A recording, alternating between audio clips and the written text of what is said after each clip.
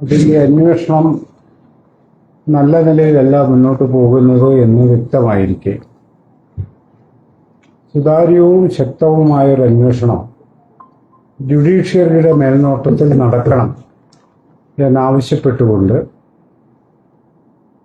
28-ാം തീയതി ഏപ്രിൽ 28-ന് കേരളത്തിൽ ഏതാണ്ട് 55ഓളം സംഘടനകൾ നേരിട്ട് പങ്കെടുത്ത ഒരു ഹർത്താൽ നടക്കുകയുണ്ട്. തികച്ചും സമാധാനപരമായി നടന്ന ഒരു ഹർത്താലാണ് ബഹുഭൂരിപക്ഷം സ്ഥലങ്ങളിൽ. എന്നാൽ ചില സ്ഥലങ്ങളിൽ പോലീസും ഗവൺമെൻറ്റിൻ്റെ നിർദ്ദേശങ്ങളും ഗവൺമെൻറ്റിൻ്റെ ഇനാക്ഷനും ചില പ്രശ്നങ്ങൾക്ക് കാരണമായിട്ടുണ്ട് എന്ന റിപ്പോർട്ടുകൾ വിവിധ ജില്ലകളിൽ നിന്ന് ഞങ്ങൾക്ക് ലഭിച്ചിട്ടുണ്ട്. ഈ സാഹചര്യത്തിൽ ഞങ്ങളുടെ ആയിരക്കണക്കിന് പ്രവർത്തകർക്കെതിരെയാണ് കേരളത്തിൽ പോലീസ് വ്യാജ്യമായി കേസെടുത്തിട്ടുള്ളത്. തിരുവല്ലയിൽ നിന്നും ഒരു പ്രവർത്തകനെ റിമാൻഡ് ചെയ്ത്, അജിമോൻ ചാലക്കേരി എന്ന് പറയുന്ന പ്രവർത്തകനെ റിമാൻഡ് ചെയ്ത് അദ്ദേഹം ഇപ്പോൾ മാവേലിക്കര സബ് ജയിലിലാണുള്ളത്. വളരെ സമാധാനപരമായും വളരെ നേരത്തെ, വളരെ മുൻകൂട്ടി തന്നെ ഹർത്താൽ നടക്കുന്ന ഡേറ്റ് പ്രഖ്യാപിച്ച് വളരെ വലിയ പ്രചാരണം നടത്തിയെന്ന് പറഞ്ഞാൽ ഏതാണ്ട് 7ഓളം പത്രസമ്മേളനങ്ങൾ കേരളത്തിൽ നടക്കുകയുണ്ട്. മിക്കവാറും എല്ലാ പത്രസമ്മേളനങ്ങളും മീഡിയ റിപ്പോർട്ട് ചെയ്യുകയും ചെയ്യും. ഹർത്താലിൻ്റെ തലേദിവസവും മീഡിയയിൽ വാർത്തയുണ്ടായിരുന്നു. കേരളമെമ്പാടും ഈ ഹർത്താലിനെ കുറിച്ചിട്ടുള്ള പോസ്റ്ററിങ് അടക്കമുള്ള വലിയ പ്രചാരണവും നടന്നിരുന്നു. അത്തരമൊരു സാഹചര്യത്തിൽ ഈ ഹർത്താലിനോട് ഗവൺമെൻറ് പുലർത്തേണ്ട ഒരു ജാഗ്രത, ഒരു സമരമെന്ന നിലക്ക് അതിനോട് പുലർത്തേണ്ട ജാഗ്രതയിൽ വലിയ വീഴ്ചയാണ് ഉണ്ടായത് എന്ന് പറയാതെ വയ്യ. ആ വീഴ്ചയിൽ നിന്ന് ഉത്ഭവിച്ച ചില പ്രശ്നങ്ങളും ഞങ്ങളുടെ പ്രവർത്തകർക്ക് നേരെ എടുത്ത കള്ളക്കേസുകളും യഥാർത്ഥത്തിൽ നിലനിൽക്കുന്നതല്ല, അത് പിൻവലിക്കപ്പെടേണ്ടതാണ്. ആക്ഷൻ കൗൺസിൽ രൂപപ്പെടുത്തിയത് കേരളത്തിൽ ഈ സംഭവിച്ച നിതിൻ രാജിൻ്റെ ദുരൂഹമായ മരണവുമായി ബന്ധപ്പെട്ട് ഇപ്പോൾ നടക്കുന്ന അന്വേഷണം ഒട്ടും തൃപ്തികരമല്ലാത്ത സാഹചര്യത്തിലാണ് ഞങ്ങൾ ഹർത്താൽ നടത്തുന്നത്. അതുകൊണ്ട് അത്തരമൊരു തീരുമാനം ഗവൺമെൻറ് എടുക്കുകയായിരുന്നുവെങ്കിൽ ജുഡീഷ്യറിയുടെ മേൽനോട്ടത്തിൽ അന്വേഷണം നടക്കുമെന്ന് ഗവൺമെൻറ് പ്രഖ്യാപിച്ചെങ്കിൽ അത്തരമൊരു ഹർത്താലിലേക്ക് ഞങ്ങൾ പോകുമായിരുന്നില്ല. അപ്പോൾ ഗവൺമെൻറ് ഞങ്ങൾ പറയുന്ന ഒരു കാര്യവും അംഗീകരിക്കാതിരിക്കുകയും പ്രതികൾ അറസ്റ്റ് ചെയ്യപ്പെടാതിരിക്കുകയും യഥാർത്ഥ പ്രതികൾ മറഞ്ഞിരിക്കുകയും ചെയ്യുന്ന ഒരു സാഹചര്യത്തിൽ ഒരു ഹർത്താലിലേക്ക് നിർബന്ധിക്കപ്പെടുന്ന സാഹചര്യമാണ് കേരളത്തിൽ ഉണ്ടായത്. അതുമായി ബന്ധപ്പെട്ട കാര്യങ്ങൾ വിശദീകരിക്കുന്നതിനും ഈ ഹർത്താലുമായി സഹകരിച്ച് കേരളത്തിലെ ബഹുഭൂരിപക്ഷം ജനങ്ങളും ദളിതാദിവാസി സംഘടന നടത്തിയ ഹർത്താലിനോട് സ്വമേധയാ സഹകരിക്കുകയായിരുന്നു എന്നാണ് ഞങ്ങൾ വിലയിരുത്തിയിട്ടുള്ളത്. അതിനെക്കുറിച്ച് അതിൻ്റെ വിശദാംശങ്ങൾ സംസാരിക്കുവാൻ ഈ പത്രസമ്മേളനത്തിൽ പങ്കെടുക്കുന്നത് ഞങ്ങളുടെ ചെയർമാൻ KK സുരേഷാണ്. ആക്ഷൻ കൗൺസിലിൻ്റെ ചെയർമാനാണ്. CSDSൻ്റെ അധ്യക്ഷൻ കൂടിയാണ്. AK സജീവ്, AKCHMS എന്ന് പറഞ്ഞ സംഘടനയുടെ സംസ്ഥാന നേതാവാണ്. ആക്ഷൻ കൗൺസിലിൻ്റെ രക്ഷാധികാരിയാണ്. K അംബുജാക്ഷൻ കേരള ദളിത് ഫൗണ്ടേഷൻ്റെ നേതാവും അമ്പക്കൽ ഡെമോക്രാറ്റിക് ഫ്രണ്ടിൻ്റെ സംസ്ഥാന കോർഡിനേറ്ററുമാണ്. അദ്ദേഹം ഈ ആക്ഷൻ കൗൺസിലിൻ്റെ രക്ഷാധികാരിയാണ്. TP ജോയി, അദ്ദേഹം ദളിത് സമുദായം എന്ന സംസ്ഥാന സെക്രട്ടേറിയറ്റ് അംഗമാണ്. ആക്ഷൻ കൗൺസിലിൻ്റെ നേതാവാണ്. കാര്യങ്ങൾ വിശദീകരിക്കാനായിട്ട് ബഹുമാന്യനായ അധ്യക്ഷൻ. പ്രിയപ്പെട്ട മാധ്യമ സുഹൃത്തുക്കളെ, ഹർത്താല് അതിൻ്റെ വിജയത്തിന് വേണ്ടി മാധ്യമങ്ങൾ നൽകിയ സംഭാവനകളെ പ്രത്യേകം അഭിനന്ദിക്കുകയാണ്. 28ന്റെ ഹർത്താല് 18-ാം തീയതി DGP, 17-ാം തീയതി മുഖ്യമന്ത്രി, ജില്ലാ പോലീസ് സൂപ്പർമാരെ 18-ാം തീയതിയും കൃത്യമായി അറിയിച്ചിരുന്നു. 27-ാം തീയതി ഉച്ച കഴിഞ്ഞാണ് DGP ഓഫീസിൽ നിന്നും നേരിട്ട് വിളിച്ച് ഹർത്താലുണ്ടോ വല്ല മാറ്റമുണ്ടോ എന്ന് ചോദിക്കുന്നത് 27-ാം തീയതി ഹർത്താലിന്റെ തലേദിവസം പാടണം. അതുകൊണ്ട് തന്നെയാണ് പോലീസിന്റെ ഇന്റലിജൻസിന് വീഴ്ച ഉണ്ടായി എന്നിപ്പോ റിപ്പോർട്ട് പുറത്തു വരുന്നത്. ഈ ഹർത്താലിന്റെ ആവശ്യകതയൊക്കെ നിങ്ങൾക്കറിയാം. ഇതിന്റെ മരണപ്പെട്ടിട്ട് 20 ദിവസമാകും.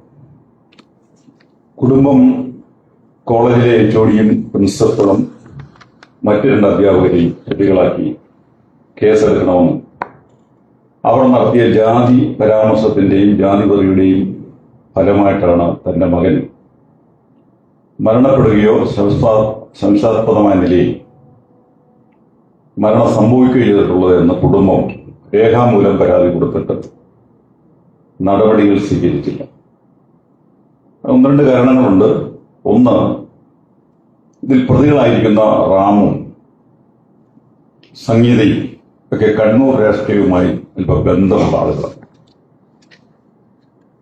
അത് ഒരു പ്രതിയെന്ന് ഞങ്ങൾ മുന്നോട്ട് വെച്ച ആളിന് ജാമ്യം കിട്ടിയപ്പോൾ തന്നെ നിങ്ങൾക്കത് ബോധ്യപ്പെട്ടു കാണും. കണ്ണൂർ രാഷ്ട്രീയത്തിലെ പ്രമുഖരായ ഭരണകക്ഷിയുമായി ബന്ധമുള്ള അധ്യാപകരായതുകൊണ്ടാണ് ഈ കേസ് അട്ടിമറിക്കാൻ വേണ്ടിയുള്ള ശ്രമം നടന്നത്. ആ കേസിന്റെ വഴി തിരിച്ചുവിടാൻ വേണ്ടിയാണ് കണ്ണൂർ SP ലോണാപ്പുമായി ബന്ധപ്പെട്ട ഒരു കഥ അവതരിപ്പിക്കുകയും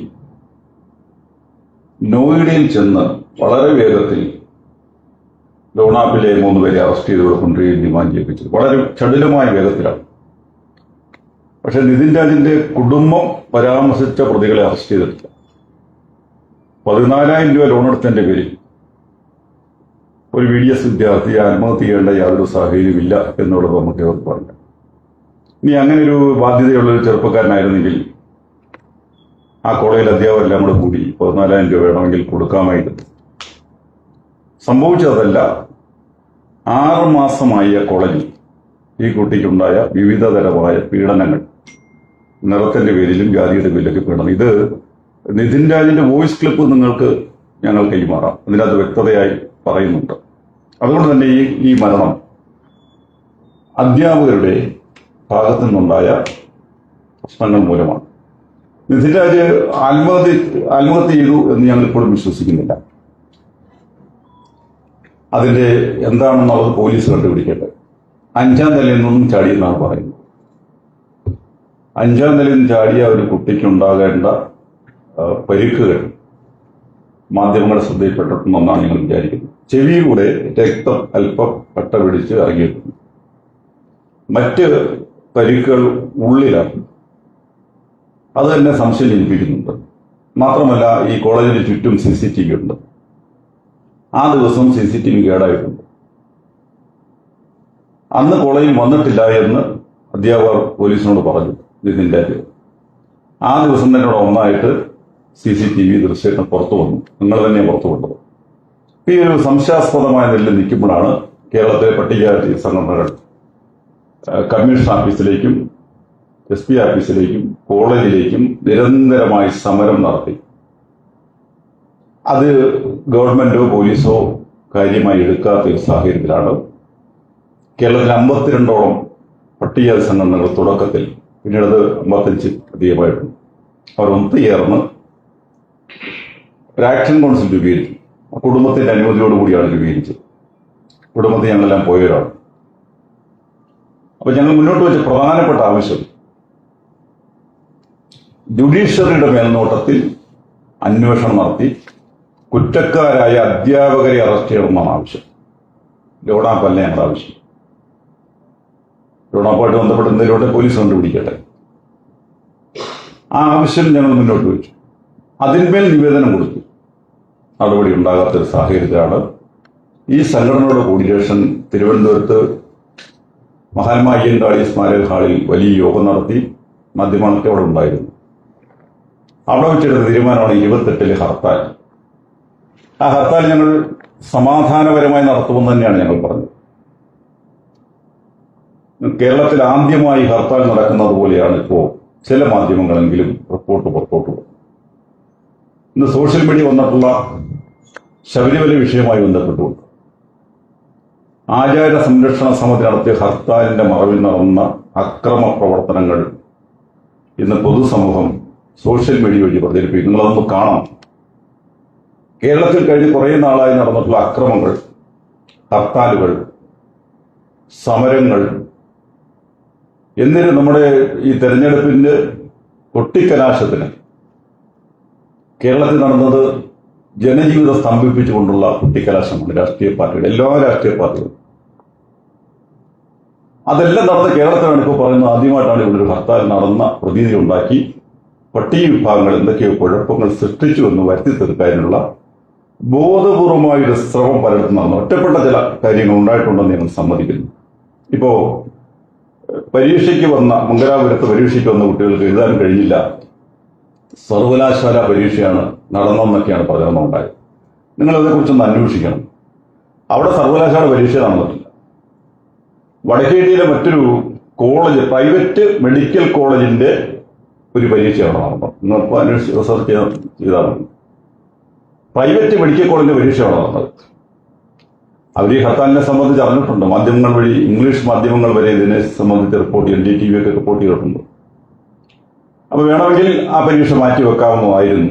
എന്തായാലും കുട്ടികൾക്ക് പരീക്ഷ എഴുതാൻ കഴിയാത്തതിലുള്ള ബുദ്ധിമുട്ടിൽ ഞങ്ങൾക്ക് ഭേദം ഉണ്ട്. അപ്പോ മാറ്റിവെക്കാവുന്ന ചില പരീക്ഷകൾ മാറ്റിവെക്കാതെ ചില പ്രവർത്തനങ്ങൾ, മാത്രമല്ല വ്യാപാരി വ്യവസായി സമൂഹം ഞങ്ങളോട് ഹർത്താലിന് വലിയ സഹകരിച്ചു. പ്രൈവറ്റ് ബസ് അസോസിയേഷൻ സഹകരിച്ചു. പക്ഷേ 27-ാം തീയതി അവരുടെയൊക്കെ മെസ്സേജ് നിങ്ങൾ കണ്ടു കാണും. എല്ലാ ബസ്സും നിരത്തിലിറങ്ങും, എല്ലാ കടകളും തുറക്കും എന്നുള്ള പ്രചരണം കൊടുത്തു. അതിന്റെ ഫലമായി ഹർത്താലിന് വീട്ടിലിരിക്കാൻ നിശ്ചയിച്ച ആളുകൾ കൂടി വഴിയിലേക്ക് ഇറങ്ങേണ്ട സാഹചര്യമുണ്ട്. കേരളത്തിൽ സാധാരണ ഹർത്താൽ രാവിലെ ഒരു പ്രകടനം നടത്തി പോകുന്നതാണെങ്കിൽ കേരളത്തിന്റെ 14 ജില്ലകളിലും രാവിലെ 6 മുതൽ വൈകുന്നേരം 6 വരെ ജനങ്ങളുടെ വലിയ പ്രതിഷേധ വിരമ്പിയ സമരമായിരുന്നു. ആ സമരത്തിൽ 1-2 കാര്യങ്ങളാണ് ഇപ്പോൾ മാധ്യമങ്ങൾ പുറത്തുവിടുന്നത്. ഒന്ന് തിരുവല്ലയിൽ നടന്ന ഒരു സംഭവമാണ്. ആലുവയിൽ നിന്നും KSRTC ബസ്സിൽ, ആലുവയിൽ സമരമുണ്ടായിരുന്നു, അവിടെ 10 മിനിറ്റ് നടന്നിട്ടാണ് ആ ബസ് വിട്ടത്. അത് തിരുവല്ലയിലെത്തുമ്പോൾ ആ ബസ്സിലുള്ള ആളുകൾ ഹർത്താൽ തീവ്രമായി നടക്കുന്ന ഒരു സ്ഥലമായി തിരുവല്ലയെ കണ്ടു എന്നുള്ള വസ്തുതയാണ്. കാരണം ആയിരക്കണക്കിന് ആളുകളാണ് തിരുവല്ലയിൽ നിൽക്കുന്നത്. ആ ബസ്സിലിരുന്നുകൊണ്ട് പലരും പറഞ്ഞു, പല ആവശ്യങ്ങൾക്ക് ഞങ്ങൾക്ക് പോകണ്ട, ഞങ്ങൾ വിടണം, നിങ്ങളൊരു 1.5 മണിക്കൂർ ഇവിടെ കിടക്കണം, അത് കഴിഞ്ഞ് പോകാം. ആ സമയത്താണ് 2 ദമ്പതികൾ പറയുന്നത്, ഞങ്ങൾക്ക് ആശുപത്രി പോകണം, നിങ്ങൾ ശ്രദ്ധിക്കേണ്ടത് ആശുപത്രി പോകണം എന്നാണ് പറഞ്ഞാൽ. വീഡിയോ ക്ലിപ്പ് നിങ്ങൾക്ക് തരാം. നിങ്ങളൊരു 1/2 മണിക്കൂർ കഴിഞ്ഞ് പോകാം, ഹർത്താലിന്റെ കാര്യം അറിഞ്ഞില്ലേ? പിന്നീട് ഇവർ ക്യാൻസർ രോഗികളാണെന്നുള്ള വിവരം യഥാർത്ഥത്തിൽ ഹർത്താൽ അനുകൂലികൾ അറിയുന്നത് വൈകിയാണ്. അതാണ് അതിന്റെ ഫാക്ട്. അതാണ് വളരെ വൈകി അറിഞ്ഞത്. അപ്പൊ ചില തർക്കങ്ങളൊക്കെ അവിടെ ഉണ്ടായി. ഈ സമയത്ത് തന്നെ പോലീസ് വണ്ടിയിൽ ഇവരെ പുഷ്പഗിരി ആശുപത്രിയിലേക്ക് കൊണ്ടുപോയി. അവിടുന്ന് മുത്തൂറ്റ് ഹോസ്പിറ്റലിലും എത്തിച്ചു. ഇതാണ് അവിടെ ഉണ്ടായ സംഭവം. വേറെ മറ്റ് പ്രശ്നങ്ങളൊന്നും ഉണ്ടായില്ല. അത് ക്യാൻസർ രോഗികളുടെ ജീവൻ നഷ്ടപ്പെടും, ആ നിലയിലാണ് പെരുമാറിയത് എന്ന് വരുത്തി വലിയ കോലാഹലമാണ് ഇപ്പം നടന്നുകൊണ്ടിരിക്കുന്നത്. ഞങ്ങളുടെ ഒരു സമരസമിതിയുടെ പ്രധാനപ്പെട്ട ഒരു നേതാവ് അജിമോൻ ചാലക്കരി, അദ്ദേഹം ഹർത്താലുമായി ബന്ധപ്പെട്ട് പറയുന്ന സമയത്താണ് ക്യാൻസർ രോഗിയാണെന്നുള്ള വിവരം അറിയുന്നത്. അതിനുശേഷം അദ്ദേഹം സംസാരിക്കുന്ന വോയിസ് ക്ലിപ്പ് ആരുടെയും ഇല്ല. എന്തായാലും അവർക്കുണ്ടായ ബുദ്ധിമുട്ടിൽ ഞങ്ങൾ ഖേദം പ്രകടിപ്പിക്കുകയാണ്. ഇതൊക്കെ സംഭവിച്ചത് നമ്മുടെ പോലീസ് ഡിപ്പാർട്ട്മെന്റിന്റെ ഭാഗത്തുള്ള ഗുരുതരമായ വീഴ്ച. മാത്രമല്ല ചില മാധ്യമങ്ങളെങ്കിലും ഇതിനെ വലിയ ഗൗരവം കൊടുക്കാതെ ചില മൂലയ്ക്കൊക്കെ ഒന്ന് എഴുതുകയും, ഇങ്ങനൊരു ഹർത്താലുണ്ട്, കാരണം പട്ടികജാതിക്കാർ നടന്ന ഹർത്താലാണ്, അതിന് വലിയ ഗൗരവമൊന്നും കൊടുക്കാതെ മൂലയ്ക്കൊക്കെ എഴുതി ജനങ്ങളിൽ നിന്നും ശ്രദ്ധ മാറ്റിയെടുക്കാനുള്ള ശ്രമം കൂടെ നടത്തും. പക്ഷേ ചില മാധ്യമങ്ങളെ നല്ലവണ്ണം സഹായിച്ചിട്ടുണ്ട്. കാരണം ഇതിന്റെ ഒരു വലിയ ഗൗരവത്തിലാണ് ഞങ്ങൾ ഇതിനെ എടുത്തിട്ടുള്ളത്. ഒരു നിതിൻ രാജ് മാത്രമല്ല സർവകലാശാലയിൽ ഇതുപോലെ ആത്മഹത്യ ചെയ്യേണ്ട അല്ലെങ്കിൽ സംശയാസ്പദമായ നിലയിൽ മരണപ്പെടേണ്ട സാഹചര്യം ഉണ്ടാകും. ഒരു നിതിൻ രാജ് മാത്രമല്ല, നിങ്ങൾക്കറിയാം എണ്ണിയാൽ ഒടുങ്ങാത്ത കുട്ടികളുണ്ട്. മലയാള മനോരമയുടെ ഫീച്ചർ തന്നെ എഴുതി 105 വിദ്യാർത്ഥികൾ രാജ്യത്ത് ജീവനൊടുക്കിയിട്ടുണ്ട്. അതെല്ലാം ദളിത് വിദ്യാർത്ഥികളാണ്. നമ്മുടെ കേരളത്തിൽ രജനീയ സ്ഥാനത്ത് ഉൾപ്പെടെയുള്ള എത്രയോ കുട്ടികൾ മരണത്തിന് വിധേയമാകേണ്ടി വന്നു. എന്തിനും നമ്മുടെ തൊട്ടടുത്ത് MG സർവകലാശാലയിൽ ഒരു കുട്ടി ആത്മഹത്യക്ക് ശ്രമിച്ചതാണ്. ഡോക്ടർ ദീപ പി മോഹൻ ഗവേഷക വിദ്യാർത്ഥിയായിരുന്നു. എന്തിനാണ് ആ കുട്ടി ആത്മഹത്യ? ഒരു അധ്യാപകനിൽ നിന്നുണ്ടായ ജാതി വെറിയുടെ ഫലമായിട്ടാണ്. അങ്ങനെ നിരന്തരമായിട്ടുണ്ടാകുന്ന ഈ ജാതി വെറിക്ക് ഒരു അന്ത്യം കുറിക്കുവാൻ വേണ്ടിയാണ് ഞങ്ങൾ ഈ ഹർത്താലുമായിട്ട് മുന്നോട്ട് പോകുന്നത്. അത് തിരുവല്ലയിൽ സംഭവിച്ചത് ഇതൊക്കെ തന്നെയായിരുന്നു. പോലീസ് എല്ലാം കൂടെ ഒരു 5 മിനിറ്റത്തെ കാര്യം അവിടെ ഉണ്ടായിരുന്നു. അന്നേരം തന്നെ പോലീസ് അവരെ കൊണ്ടുപോയി. പോലീസ് ഈ കാര്യത്തിൽ ഗുരുതരമായി വീഴ്ച വരുത്തി ഈ ഹർത്താൽ തകർക്കുവാൻ വേണ്ടി രാവിലെ മുതൽ ശ്രമം നടത്തുക. പാലായിൽ ഹർത്താലുമായി അവിടെ മുദ്രാവാക്യം വിളിച്ചു പോയ ആളുകളെ പാലാ പോലീസ് അറസ്റ്റ് ചെയ്തു. സ്ത്രീകളെ അറസ്റ്റ് ചെയ്യുക, 20 പേരെ അറസ്റ്റ് ചെയ്തിരിക്കുക. ശബ്ദമുണ്ടാക്കാൻ പോലും പ്രതിഷേധിക്കാൻ പോലും ഒരു അവസരമില്ലാത്ത ഒരു സംസ്ഥാനമാണ് കേരളം. രാഷ്ട്രീയ പാർട്ടികൾ നടത്തുന്ന ഹർത്താലിൽ മൗനം പാലിച്ച് കൊടിയുടെ കീഴിൽ പമ്മിയിരിക്കുന്ന പോലീസ് ഉദ്യോഗസ്ഥന്മാർ ഈ ഹർത്താലിനോട് കാണിച്ച സമീപനം വളരെ മോശമായിരുന്നു. മംഗലപുരത്ത് നിങ്ങൾ കണ്ടു കാണും, ഒരു ACP തെരുവ് ഗുണ്ടയെ പോലെ പാവപ്പെട്ട ഈ ഹർത്താൽ അനുകൂലികളെ, പ്രായമുള്ള ആളുകളെ വലിച്ചടിച്ച് പോലീസ് ജീപ്പിലേക്ക് കയറ്റുക, വലിച്ചെറിയുക, ഗുണ്ടായിസം കാണിക്കുക. എന്താ വഴി തടയാൻ പറ്റത്തില്ല. അപ്പൊ ഇവിടെ എല്ലാ രാഷ്ട്രീയ പാർട്ടികൾക്കും ശബരിമല വിഷയവുമായി ബന്ധപ്പെട്ടുള്ള സമരങ്ങളിലൊക്കെ മണിക്കൂറുകൾ വഴി തടഞ്ഞിട്ടും ഇത്തരമൊരു പ്രകോപനം പോലീസിന്റെ ഭാഗത്തുണ്ടായില്ല. ഇപ്പൊ പോലീസ് ബോധപൂർവമായി ഈ ഹർത്താലിനെ അട്ടിമറിക്കാനുള്ള ശ്രമം നടത്തി. അതിന്റെ ഫലമായിട്ടാണ് ചില സ്ഥലങ്ങളിലൊക്കെ വീഴ്ചകളുള്ളത്. പോലീസ് ഗുരുതരമായ നിയമലംഘനം നടത്തിയിട്ടുണ്ട്. ഈ ആക്ഷൻ കൗൺസിൽ നേതാക്കന്മാർ ഞങ്ങൾ കേരളത്തിന്റെ എല്ലാ ജില്ലകളിലും പോകുന്നത്, ഞങ്ങളെ ഒരു ദിവസമെങ്കിലും വിളിച്ചിട്ടും ഈ ഹർത്താൽ പ്രഖ്യാപിച്ചത് എന്തിനാണ്, എപ്പോഴാണ്, ആരൊക്കെയാണ് നേതാക്കന്മാരെന്ന് ചോദിക്കാൻ വേണ്ടി തയ്യാറാകുന്നില്ല. കാരണം പട്ടിക വിഭാഗത്തിൽപ്പെട്ട ആളുകളാണ്. അത് തന്നെയാണ് അതിന്റെ വിഷയം.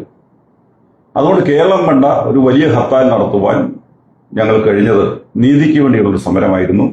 ആ സമരവുമായി ഞങ്ങൾ മുന്നോട്ട് തന്നെ പോകും. ഇപ്പോൾ നിതിൻ രാജിന്റെ ഈ അന്വേഷണം ഇന്നലെ ഹർത്താൽ കഴിഞ്ഞപ്പോൾ ക്രൈംബ്രാഞ്ചിനെ ഏൽപ്പിക്കാൻ നിർബന്ധിതമായി. ഞങ്ങളുടെ ആവശ്യമൊന്നുമല്ല, കുടുംബത്തിന്റെ ആവശ്യമല്ല.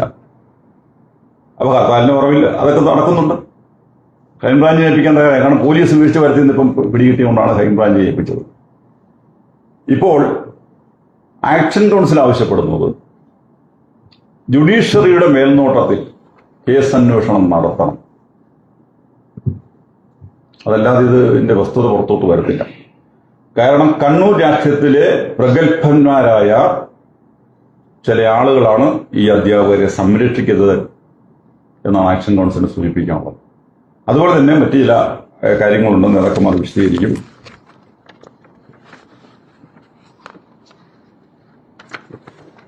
ഇന്ന് നിതിൻ രാജിന്റെ അച്ഛൻ രാവിലെ ഒരു മാധ്യമത്തോട് സംസാരിക്കുന്നുണ്ട്. അദ്ദേഹം പറഞ്ഞത് ഹർത്താൽ നടത്തുന്ന കാര്യം പറഞ്ഞു, ഞാൻ അനുബന്ധിച്ചു, അക്രമ പ്രവർത്തനം ഉണ്ടാകരുതെന്ന് പറഞ്ഞു എന്ന് പറയുന്നുണ്ട്. അതുകൂടാതെ തന്നെ ഈ 10 കോടി രൂപ കോമ്പൻസേഷൻ ഞാൻ പറഞ്ഞിട്ടില്ല എന്ന് പറയുന്നുണ്ട്. ശരിയാണ്, അദ്ദേഹം പറഞ്ഞിട്ടില്ല. 10 കോടി രൂപ ഈ വിദ്യാർത്ഥിയുടെ കുടുംബത്തിന് കൊടുക്കണമെന്ന് ആവശ്യപ്പെട്ടിരിക്കുന്ന ആക്ഷൻ കൗൺസിൽ തീരുമാനം. ഇപ്പൊ രോഹിത് വെമുലയുടെ സമരവുമായി ബന്ധപ്പെട്ട് ഞങ്ങൾ കേരളത്തിൽ ചില ആവശ്യങ്ങളുണ്ട്. അത് വീട്ടുകാരുമായി ആലോചിച്ചിട്ടല്ല.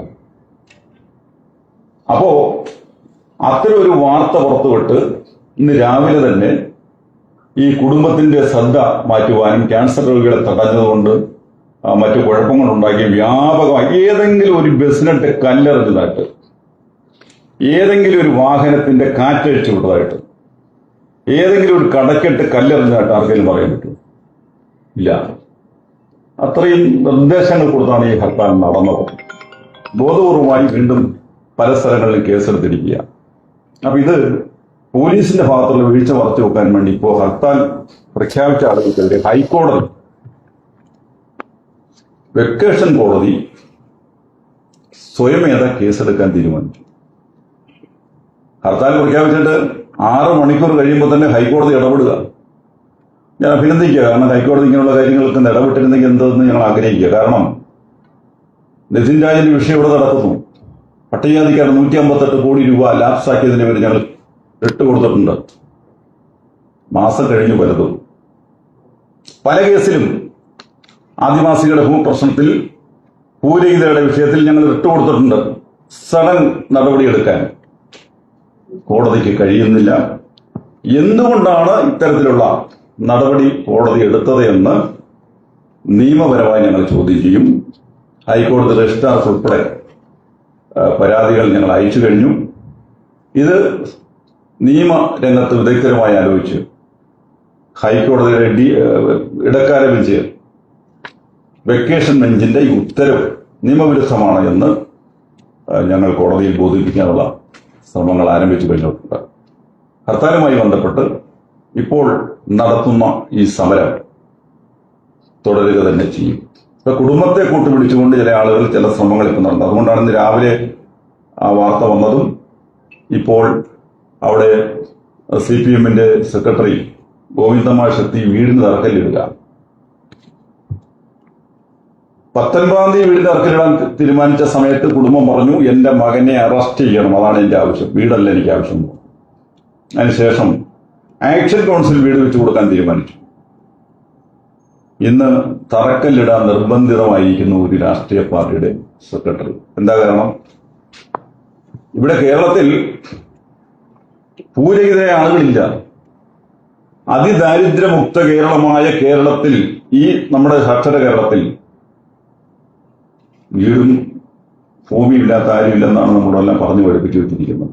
ആ സമയത്താണ് നിധിൻ രാജ് എന്ന് പറയുന്ന 22 വയസ്സുകാരന്റെ അച്ഛനും അമ്മയും വാടക വെട്ടി താമസിക്കുകയും 1 സെന്റ് സ്ഥലം പോലും ഇല്ലാത്ത വാർത്തകൾ നിങ്ങൾ കൊടുക്കണം. നിതിൻ രാജിന്റെ മൃതശരീരം അടക്കിയിരിക്കുന്നത് ഞങ്ങൾ നേരിട്ട് പോയി കണ്ടതാണ്. എല്ലാ ചടങ്ങിലും ഞങ്ങൾ ഉണ്ടായിരുന്നു. പെങ്ങളെ വിവാഹം ചെയ്ത് അയച്ച സ്ഥലത്ത് 5 സെന്റ് ഭൂമിയുണ്ട്. അതിന്റെ ഒരു മൂലയ്ക്ക് സ്വന്തം മകന്റെ ശരീരം അടക്കേണ്ട സാഹചര്യമുണ്ടായി. മകളെ കെട്ടിച്ച വീട്ടിൽ ഉള്ള സ്ഥലത്ത്. അത്രം വല്ലാത്തൊരവസ്ഥയിൽ ജീവിക്കുന്ന ഒരു കുടുംബമാണ്. ആക്ഷൻ കൗൺസിൽ ആ കുടുംബത്തോടൊപ്പമാണ്. കേരളത്തിലെ പ്രമുഖ പട്ടികജാതി സംഘടനകൾ, ദളിത് ക്രൈസ്തവ സംഘടനകളെല്ലാം ഈ സമരത്തിന് പിന്തുണച്ചു. അല്ല, ഒറ്റപ്പെട്ട സംഘടനകളൊക്കെ ഈ ഹർത്താലിനെ എതിർത്തിട്ടുമുണ്ട്. പക്ഷേ കേരളത്തിലെ ചില പ്രമുഖ രാഷ്ട്രീയ പാർട്ടികൾ, ചില സാമൂഹ്യ നിരീക്ഷകർ ജാതിമത ഭേദമന്യേ ഈ ഹർത്താലിന് പിന്തുണ നൽകുകയും സഹായിക്കുകയും ചെയ്തിട്ടുണ്ട്. അവരെ ഞങ്ങൾ പ്രത്യേകം അഭിനന്ദിക്കുക. ഹർത്താൽ പൊതുവെ വിജയകരമായും സമാധാനപരമായും പൂർത്തീകരിക്കാൻ കഴിഞ്ഞു എന്നുള്ളത് വസ്തുതകൂടി മാധ്യമങ്ങളുമായി പങ്കുവയ്ക്കുക.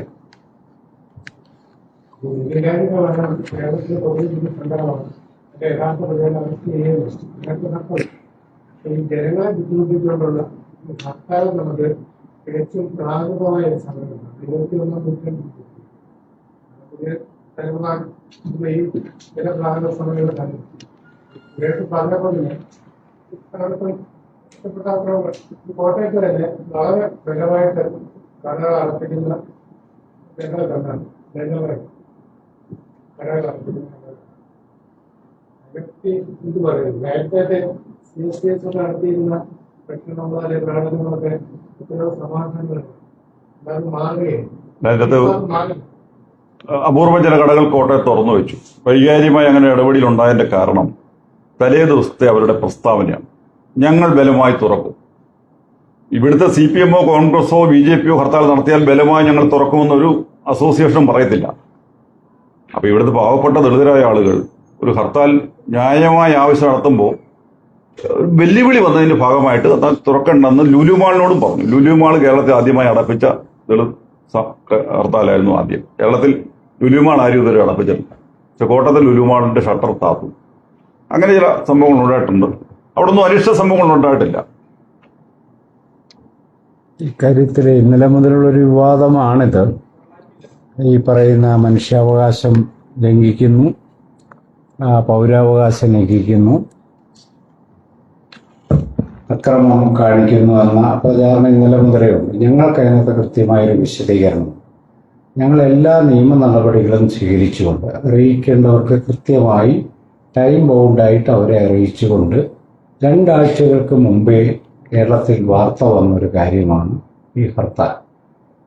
അപ്പോൾ ഒരു ഹർത്താൽ നടക്കുമ്പോൾ, ഹർത്താൽ എന്ന് പറയുന്ന സമരവും പറയും, അത് എല്ലാവരും പൊതുവിടയിൽ നിന്ന് പിൻവാങ്ങി ഒരു പോസിന് വേണ്ടി നിൽക്കുന്ന ഒരു സമരം.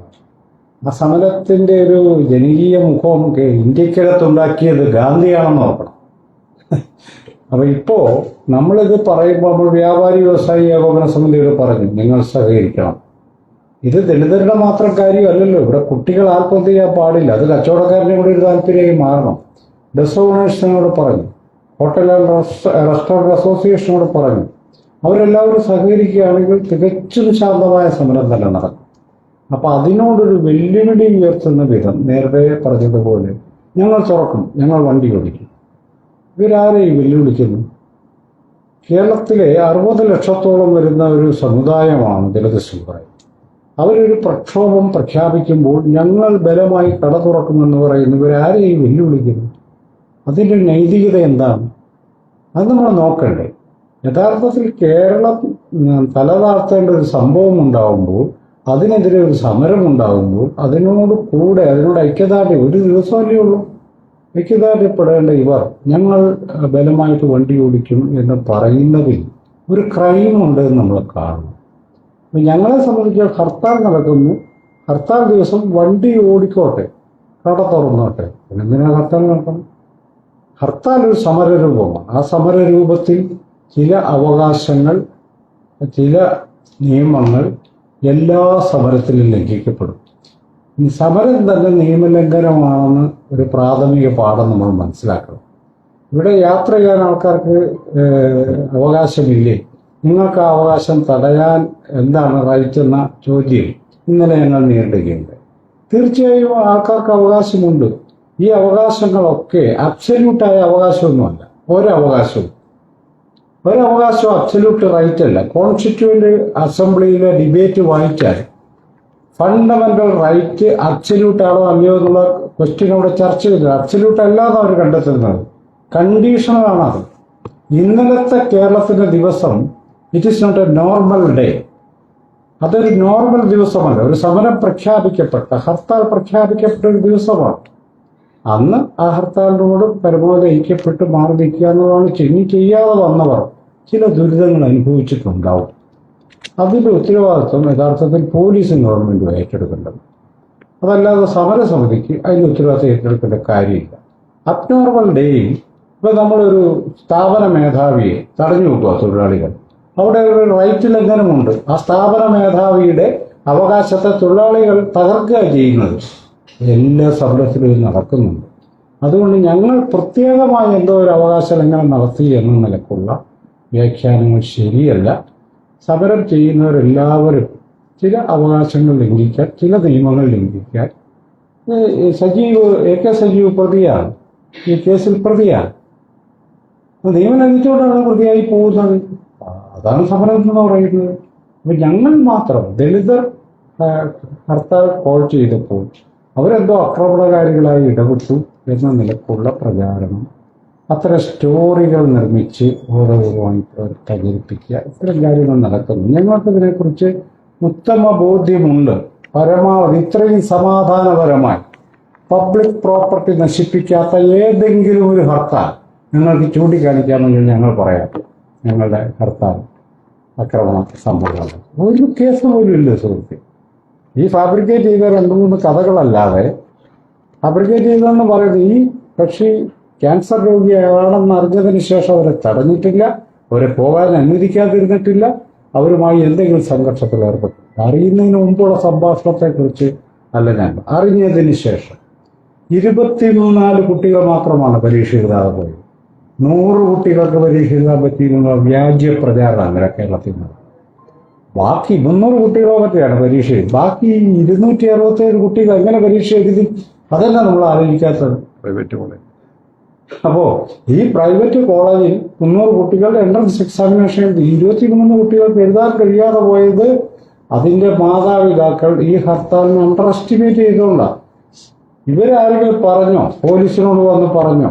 ഇന്നലെ ഒരു അമ്മ, ഒരു കുട്ടിയുടെ പരീക്ഷ എഴുതാൻ കഴിയാത്തൊരു കുട്ടിയുടെ അമ്മ ഇന്നലെ പ്രസന്റ് ആയിരുന്നു ഒരു ഡിബേറ്റിൽ. അവരോട് ഞാൻ ചോദിക്കുന്നുണ്ട്, നിങ്ങൾ പോലീസിനോട് ആവശ്യപ്പെട്ടോ? ഞങ്ങൾ കുറച്ച് പേർ പരീക്ഷ എഴുതാൻ വന്ന കാറുകളോട് കിടക്കുന്നുണ്ട്, ഞങ്ങളെ ഒന്ന് കയറ്റി വിടണമെന്ന് ആവശ്യപ്പെട്ടോ? ഇല്ല. സമരക്കാരോട് ആവശ്യപ്പെട്ടോ? ഇല്ല. പിന്നെ ഇവരെയൊക്കെ അന്വേഷിച്ച് നടക്കേണ്ടത് സമരക്കാരുടെ ജോലിയാണോ? അത് പോലീസിന്റെ ജോലിയാണ്. ഞങ്ങളതല്ലാതെ ബഹുജനങ്ങളുടെ ഒരു അവകാശത്തെയും ഞങ്ങൾ വെല്ലുവിളിക്കുന്നില്ല. ഇതൊരു സമരമാണെന്നുള്ള ഒരു ബോധ്യം സമരക്കാർക്ക് മാത്രമല്ല കേരളത്തിൽ ജീവിക്കുന്നവർക്കും ഉണ്ടാകണം. അതെല്ലാ കാലം ബാക്കിയുള്ള സമരം ചെയ്യുമ്പോൾ ഉണ്ടല്ലോ, അങ്ങനെ സമരം ചെയ്യുമ്പോൾ അതിൽ ഇതില്ലാതെ വരുന്നെങ്കിൽ എന്താണ്? അതാണ് ഞങ്ങളുടെ ഒരു ക്വസ്റ്റ്യൻ. അതുകൊണ്ട് യഥാർത്ഥത്തിൽ കേരളത്തിലെ മാധ്യമങ്ങൾ ഇന്നലത്തെ ഒരു പ്രോഗ്രാമിൽ പല ദൃശ്യമാധ്യമങ്ങൾ എഡിറ്റേഴ്സ് കൂടിയിരുന്ന പ്രോഗ്രാം നിങ്ങൾ കണ്ടിട്ടുണ്ടോ? അതിലെല്ലാവരും വാദിച്ചത് ഈ ഹർത്താലിനോട് വളരെ മോശമായിട്ടാണ് പോലീസും ഗവൺമെന്റും ചില മാധ്യമ വാർത്തകളും പുലർത്തിയതെന്ന് നിങ്ങളുടെ എഡിറ്റർമാർ തന്നെ ഇന്നലെ കേരളത്തോട് പറഞ്ഞത്. നമ്മൾ മനസ്സിലാക്കണം. അതേ ഞങ്ങളും പറയുന്നുള്ളൂ. ഞങ്ങൾ ഇവിടെ വലിയൊരു കുറ്റവാളി സമൂഹമാണെന്നുള്ള തരത്തിൽ ഞങ്ങളെ ഇമാജിൻ ചെയ്യാൻ കേരളത്തെ നിർബന്ധിക്കരുതെന്നുള്ളതാണ് ഞങ്ങളുടെ വാദം. അത്രയേ ഉള്ളൂ. ഇന്നലെ ഒരു കുട്ടി ആത്മഹത്യ ചെയ്ത് പരീക്ഷ എഴുതാൻ കഴിയാത്തതിന്റെ പേരിൽ എന്ന് വ്യാജ പ്രചരണം കൊടുത്തു. ഏതാ പറയുക, കഴിഞ്ഞ വർഷം നിങ്ങളുടെ ജേർണലിസം പരീക്ഷ എഴുതാൻ കഴിയുക, കഴിഞ്ഞ വർഷം എഴുതാൻ കഴിയാത്തതിൽ മനനൊന്നാണ് കുട്ടി ആത്മഹത്യ ചെയ്തത്. ഈ വർഷത്തെ ആകാതിരുന്നത് ഞങ്ങളുടെ ഭാഗ്യമേ ഞങ്ങൾ പറയുന്നത്. അല്ലെ പിന്നെ അതുകൂടി ഈ ഹർത്താലിന്റെ തലയിൽ വന്ന് ചാടുന്നത്. അംബുജേഷൻ MC മെഡിക്കൽ കോളേജിൽ പരീക്ഷ നടന്നത് നാഗരാജ എന്ന ഒരു കോളേജിന് വേണ്ടി, സ്വകാര്യ കോളേജിന് വേണ്ടിയാണ് എക്സാം ഉണ്ടായിരുന്നത്. അതാണ് സർവകലാശാല പരീക്ഷയാണെന്നും അതിന് വന്ന കുട്ടികളെ തടഞ്ഞെന്നും പറഞ്ഞു. നാഗരാജ എന്ന് പറയുന്ന കോളേജ് നിങ്ങൾ അന്വേഷിച്ച് കണ്ടുപിടിച്ചോളുക. ഞങ്ങൾ ഇന്നലെ അതിന്റെ ഡീറ്റെയിൽ മുഴുവൻ എടുത്തിട്ടുണ്ട്. ആ കോളേജിന് വേണ്ടിയാണ് ഇവിടെ പരീക്ഷ നടന്നത്. അപ്പോൾ സ്വകാര്യ മാനേജ്മെന്റ് നടത്തിയ ഒരു പരീക്ഷയാണ്. സർവകലാശാല പരീക്ഷയെ ചിത്രീകരിച്ചുകൊണ്ട് ഹർത്താൽ അനുകൂലികൾ അവരെ തടഞ്ഞു, അവരുടെ പ്രവർത്തനം തടഞ്ഞുവെന്ന് വരുത്തി തീർക്കാൻ ശ്രമം നടത്തി.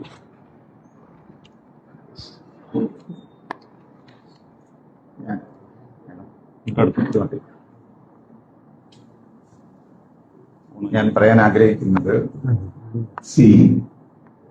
കേരളത്തിൽ ഇതിനോടകം രണ്ട് മുന്നണികൾ, ഇടതുപക്ഷ ജനാധിപത്യ മുന്നണിയും വലതുപക്ഷ ജനാധിപത്യ മുന്നണിയും, ഈ രണ്ട് മുന്നണികളെയും നയിക്കുന്ന CPM-ഉം കോൺഗ്രസും പിന്നെ NDA അഥവാ BJPയും നടത്തിയിട്ടുള്ള മുൻകാല സമരങ്ങൾ, ഹർത്താലുകൾ നമ്മുടെ മുന്നിലുണ്ട്.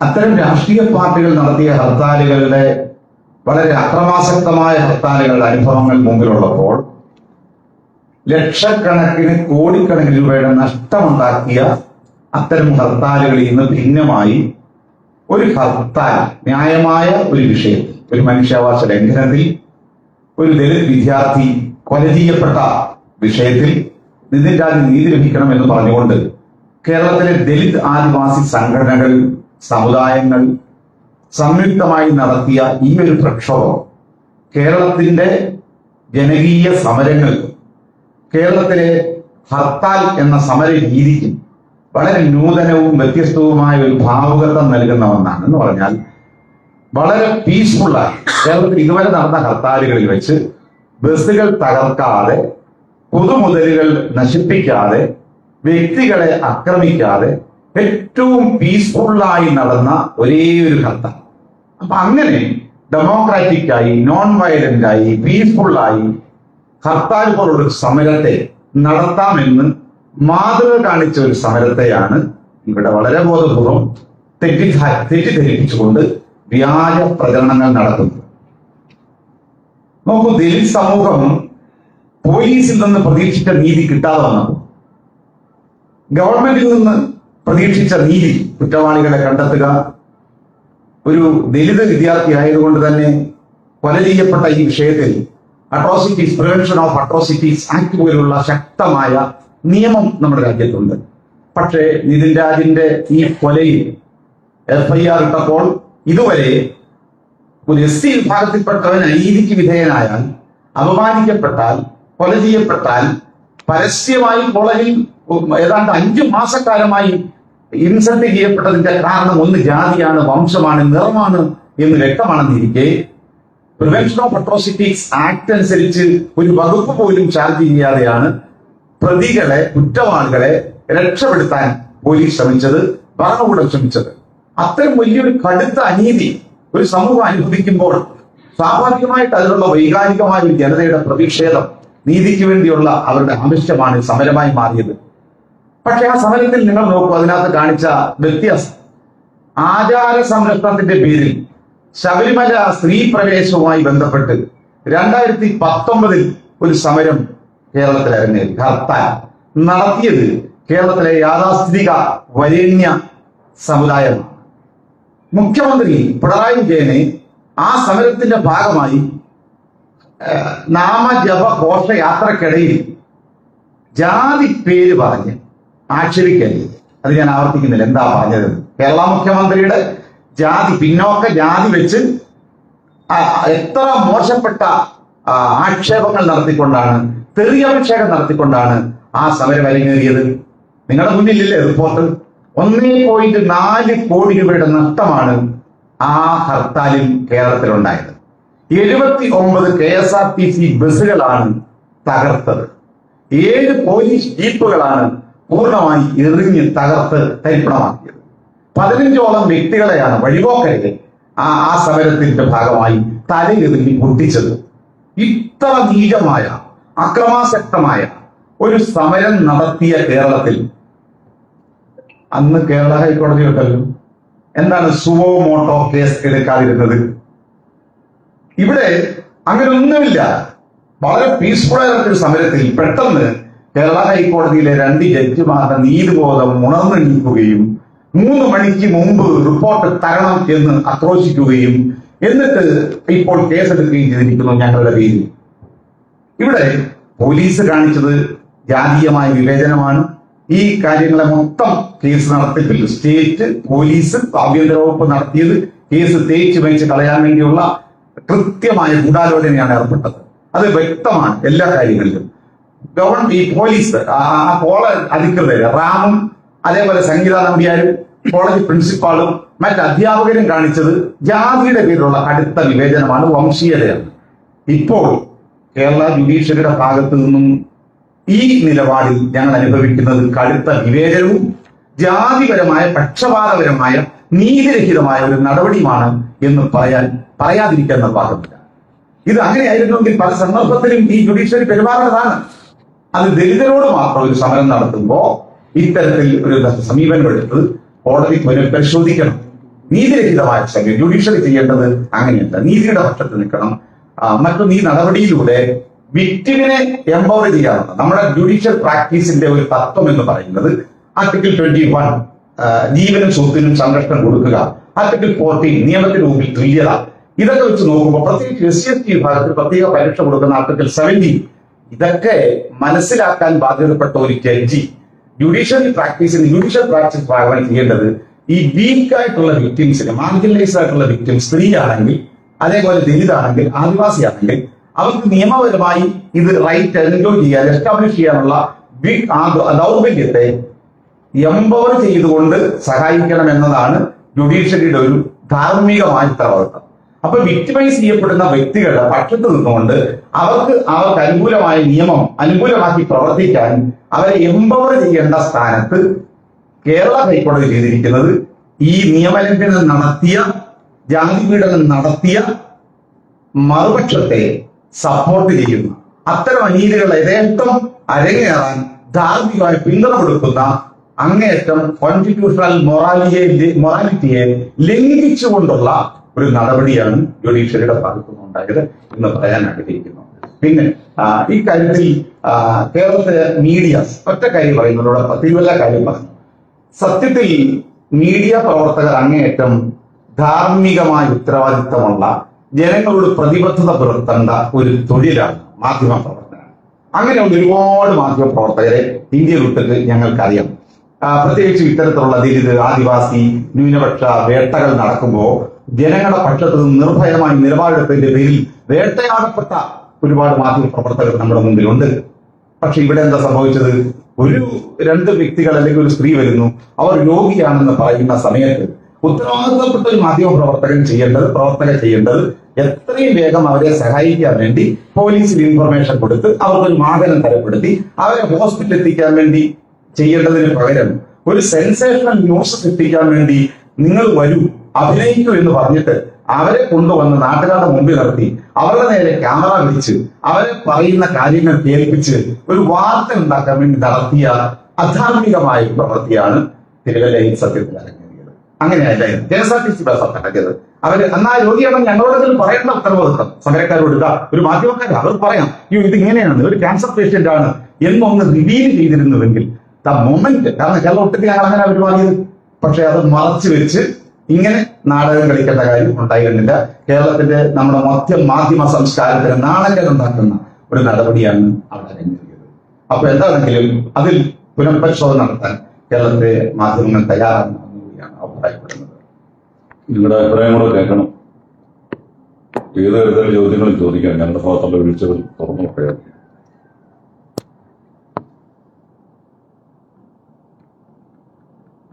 പോലീസ് അതിക്രമങ്ങൾക്കെതിരെ പാല, ചെങ്ങന്നൂർ, കണിയാപുരം, തിരുവല്ല തുടങ്ങിയ സ്ഥലങ്ങളിൽ ആക്ഷൻ കൗൺസിൽ ശക്തമായ പ്രതിഷേധങ്ങൾ സംഘടിപ്പിക്കാൻ തീരുമാനിച്ചിട്ടുണ്ട്. അതോടൊപ്പം ആക്ഷൻ കൗൺസിലർക്ക് തുടർ സമരങ്ങൾ നടത്തുവാൻ തീരുമാനിച്ചിട്ടുള്ളവരെ അറിയിക്കുക.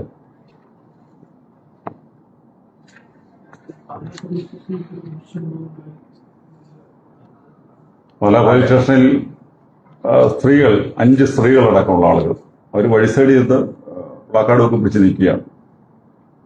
അവിടുത്തെ CIയും SI എല്ലാം കൂടെ വന്ന് ഇവരെ ബലപ്രയോഗത്തിലൂടെ തള്ളി വണ്ടിയെ കയറ്റി കുറ്റവാളികളെ പോലെ കൊണ്ടുപോയി സെല്ലിൽ പാർപ്പിച്ചു. ഞാൻ ഇവിടുന്ന് തന്നെ ഈ സംഭവം പറഞ്ഞ അവിടെ ചെല്ലുമ്പോഴാണ് സെല്ലിൽ കിടക്കുക.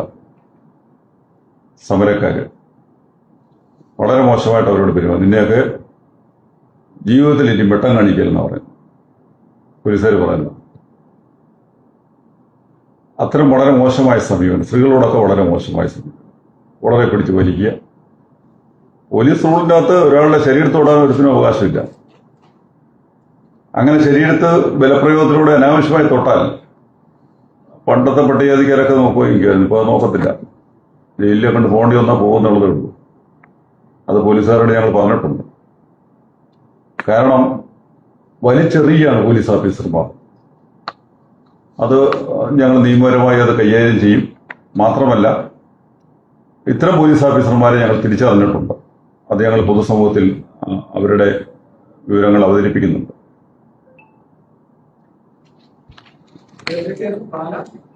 പാല, ചെങ്ങന്നൂര് 5 പേരെ ഇതില് റിമാൻഡ് ചെയ്യാൻ പോലീസ് കൊണ്ടുപോകണം.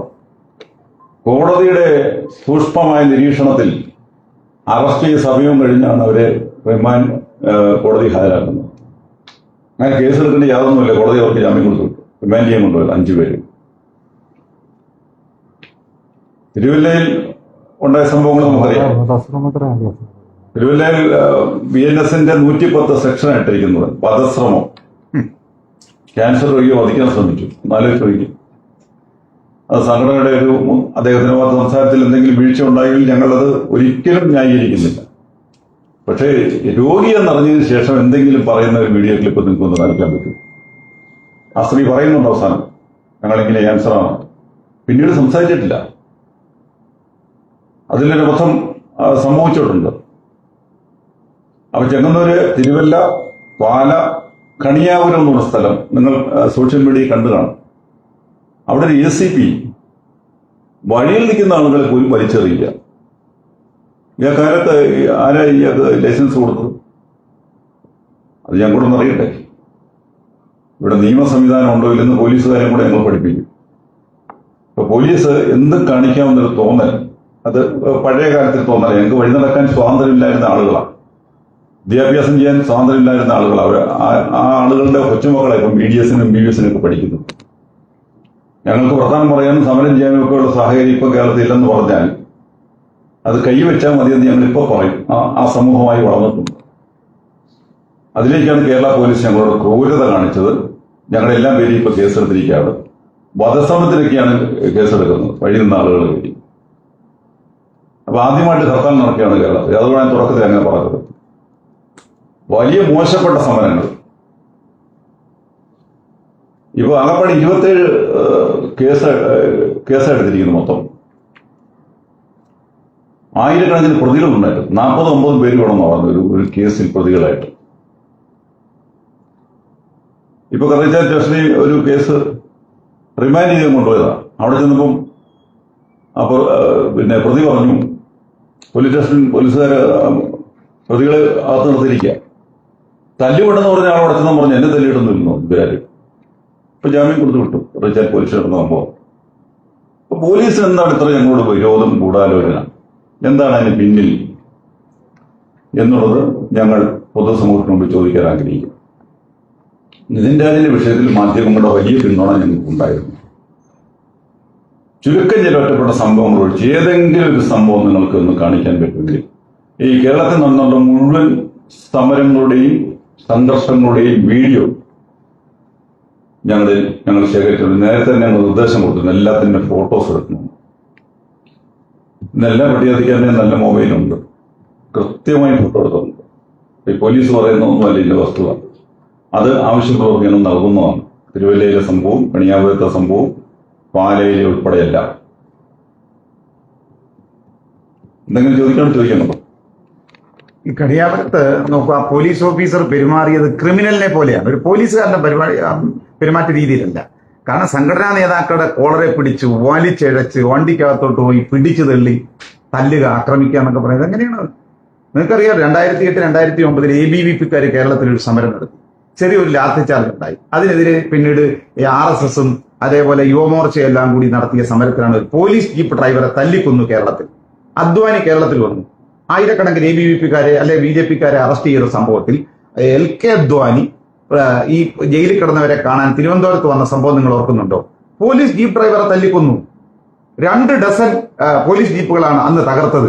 എത്ര അക്രമാസക്തം! അങ്ങനെയാണോ ഞങ്ങൾ നടത്തിയത്? എത്ര പീസ്ഫുൾ ആയിട്ടാണ്. അപ്പോൾ എന്നിട്ടും ഇത് ഏതാണ്ട് കേരളത്തിൽ ആദ്യമായിട്ട് നടത്തിയ അക്രമ ഹർത്താൽ എന്നൊക്കെ പറഞ്ഞ് വളച്ചൊടിച്ച് ഒരു ജാതീയമായ മുൻവിധിയിൽ വലിയ തരത്തിലുള്ള ഒരു തരം മനോഭാവം വെച്ചുകൊണ്ടാണ് ഇതിനെ യഥാർത്ഥത്തിൽ ഡീമോറലൈസ് ചെയ്ത് തെറ്റിദ്ധരിക്കുക. അങ്ങനെയൊന്നുമല്ല.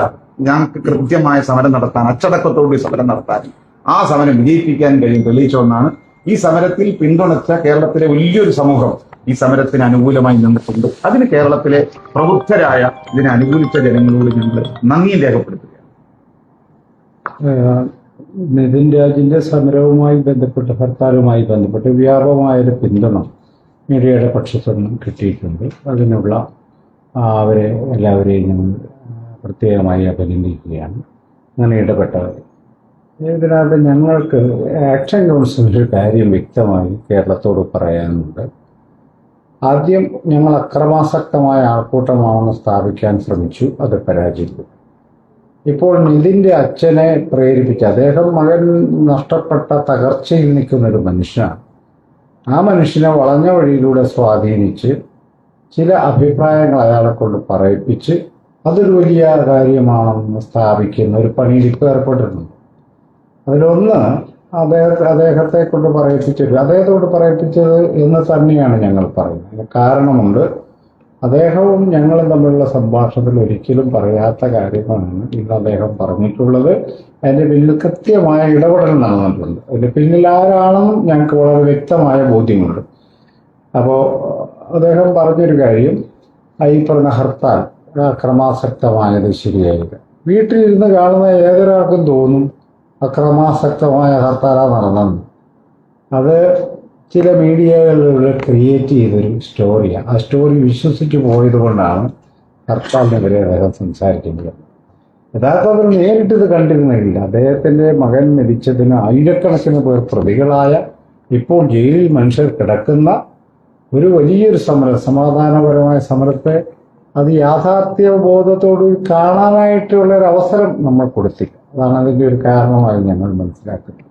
അതുകൊണ്ട് അദ്ദേഹം പറഞ്ഞു, അങ്ങനെ ജനങ്ങൾക്ക് ബുദ്ധിമുട്ടുണ്ടാക്കിയത് ശരിയായില്ല എന്നാണ് അദ്ദേഹം പറഞ്ഞത്. രണ്ടാമത് പറഞ്ഞ 10 കോടി രൂപ ഞാൻ ആവശ്യപ്പെട്ടിട്ടില്ല. ഇത് വളരെ കോൺഷ്യസ് ആയിട്ട് പറയിപ്പിക്കുന്നതാണെന്ന് അറിയാം. അദ്ദേഹം ആവശ്യപ്പെട്ടില്ല. അത് ആവശ്യപ്പെട്ടത് ദളിത് സമുദായമാണ്, കേരളത്തിലെ ദളിത് സമുദായമാണ് ആവശ്യപ്പെട്ടത്. ആ സമുദായത്തിൽ ഡോക്ടറാകാൻ പഠിച്ചൊരു കുട്ടിയാണ് ആത്മഹത്യ ചെയ്യുകയോ കൊല്ലപ്പെടുകയോ ചെയ്തത്. It is an institutional murder.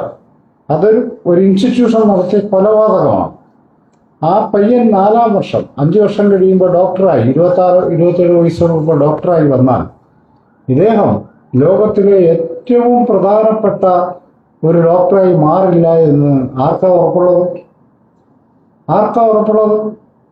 ഒരു കൺസൾട്ടേഷനും ഡോളേഴ്സ് വാങ്ങാൻ കഴിയുന്ന ഒരു ഡോക്ടർ ആവില്ല എന്ന് എന്താ ഉറപ്പുള്ളത്? അപ്പോൾ ഇത് വെറുതെ സാധാരണക്കാരായ മനുഷ്യനല്ല മരിച്ചത്. അയാൾക്ക് വേണമെങ്കിൽ കിട്ടാവുന്ന സോഷ്യൽ ആൻഡ് എക്കണോമിക് ക്യാപിറ്റലിന്റെ ഒരു ചെറിയ അംശം മാത്രമാണ് 10 കോടി രൂപ എന്ന് പറയുന്നത്. അതാവശ്യപ്പെട്ടത് ദളിത് സമുദായത്തിന് വേണ്ടി ആക്ഷൻ കൗൺസിലാണ് ആവശ്യപ്പെട്ടത്. അത് ഗവൺമെന്റിനോട് ആവശ്യപ്പെട്ടത്. അത് നമ്മൾ വീട്ടുകാരുമായിട്ട് ആലോചിച്ചല്ല ഈ ഡിമാൻഡ് റേസ് ചെയ്യുന്നത്. രോഹിത് വെമുല ആക്ട് നടപ്പിലാക്കണമെന്ന് ഓൾ ഇന്ത്യ ലെവലിൽ ആവശ്യപ്പെട്ടത് രാധിക വെമുലയുടെ അനുവാദമൊന്നും മേടിച്ചിട്ടില്ല. അതിൻ്റെ ആവശ്യവുമില്ല. രാധിക വെമുല ഇപ്പോഴും അതിൻ്റെ പിന്നിൽ ഉറച്ചു നിൽക്കുന്നു. അതുപോലെ അദ്ദേഹത്തോട് സംസാരിച്ച് അദ്ദേഹത്തിൻ്റെ തെറ്റിദ്ധാരണകൾ മാറ്റി ഇതും പുതിയ സ്റ്റോറി ഉണ്ടാക്കി വീണ്ടും ഞങ്ങൾ ദുർബലപ്പെടുത്താനാണ് ശ്രമിക്കുന്നത്. അതുകൊണ്ട് കേരളത്തോട് ഞങ്ങൾക്കൊന്നും പറയാനുണ്ട്. നിങ്ങൾ എന്തെല്ലാം നുണക്കഥകൾ കേരളത്തിൽ പ്രചരിപ്പിക്കാതെ നിതിൻ രാജന് നീതി കിട്ടുന്നതുവരെ പ്രക്ഷോഭം മുന്നോട്ട് പോകും. അതിനുള്ള എല്ലാ പിന്തുണയും ദളിതർക്കിടയിൽ മാത്രമല്ല, ആദിവാസിക്കിടയിൽ മാത്രമല്ല, നീതിബോധമുള്ള പൗരസമൂഹത്തിനിടയിലും വ്യക്തമായ പിന്തുണ ഞങ്ങൾക്കുണ്ട്. ഇന്ന് രാവിലെ ഞങ്ങൾക്കെതിരെ ഹൈക്കോടതി എടുക്കുന്ന കേസിൽ ഫ്രീ ആയിട്ട് വാദിച്ചു തരുവാനും കേസ് നടത്താനും ഡിഫൻസ് കമ്മിറ്റി ഉണ്ടാക്കാനും ഞങ്ങൾ തയ്യാറാണ്. നിങ്ങൾ അനുവദിച്ചാൽ മതി എന്ന് ഹൈക്കോടതിയിലെ പ്രമുഖ വക്കീലന്മാർ ഞങ്ങളെ കോണ്ടാക്ട് ചെയ്തു. ഞങ്ങൾക്ക് ഈ തരത്തിലുള്ള നുണപ്രചാരണത്തിൽ നിങ്ങൾ എന്തായാലും കുടുങ്ങാൻ ഉദ്ദേശിക്കുന്നില്ല. നീതി കിട്ടുന്നത് വരെ, നീതി കിട്ടുക എന്ന് പറഞ്ഞാൽ എല്ലാ തരത്തിലും ഇനിയൊരു നിധി ഉണ്ടാകാത്ത തരത്തിൽ നിതിനെ കൊന്ന പ്രതികളെ നിയമത്തിൻ്റെ മുന്നിൽ കൊണ്ടുവന്ന് ശിക്ഷിക്കുന്ന തരത്തിലും ഉള്ള നീതിയാണ് ഞങ്ങൾ ആഗ്രഹിക്കുന്നത്. ആ സമരം ഏത് എക്സ്റ്റെൻഡ് വരെയും ഞങ്ങൾ കൊണ്ടുപോകും. Okay.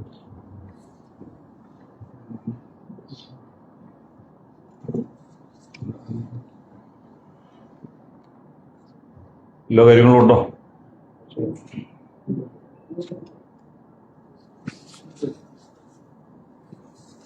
So finally, it is a call for justice. Support us.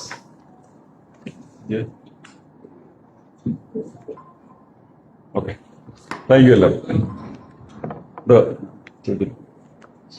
ചോദിച്ചു. താങ്ക് യു എല്ലാവർക്കും.